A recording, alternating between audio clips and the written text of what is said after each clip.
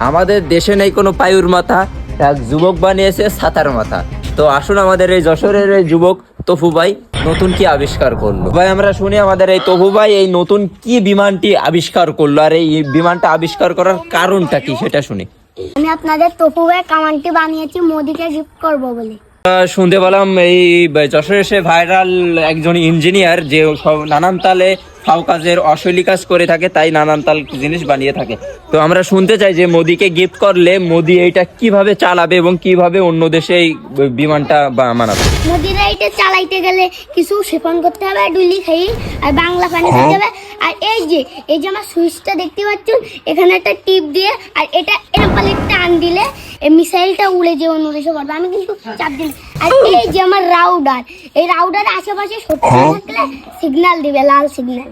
তো আপনারা দেখতে পেলেন এটা সাধারণভাবে কিভাবে চালানোর জন্য তার কাছ থেকে জানলাম যে কিভাবে চালাইতে পারবে। তবে এটা চালাইতে গেলে আপনি যদি কিছু সেবন করেন তাহলে দেশ বিদেশ সব জায়গায় এটা উড়াই নিয়ে গিয়ে চালাইতে পারবেন, আপনি দেশ বিদেশ সব জায়গায় যাইতে পারবেন। তো আমরা এই ভিডিওটা আরো লং করতে চাচ্ছি না, আমরা দ্বিতীয় কোনো পদক্ষেপ দেখতে চাই এই ভাইয়ের কাছ থেকে, যে সে আরো নতুন কিছু নিয়ে আপনি আর মোদিরা কিছু গিফট করুক, সে অন্য দেশের সাথে করুক, নাইতে সে তো পারার আর কোনো লাইন নাই। আমরা এই ভাইয়ের হাত থেকে কিছু যুদ্ধ বিমান তার কাছে আমরা যেতে দেখতে চাই। তো আপনারা সবার সাথে থাকবেন, এই ভাইটির দক্ষতা আরো দেখাবো আমরা।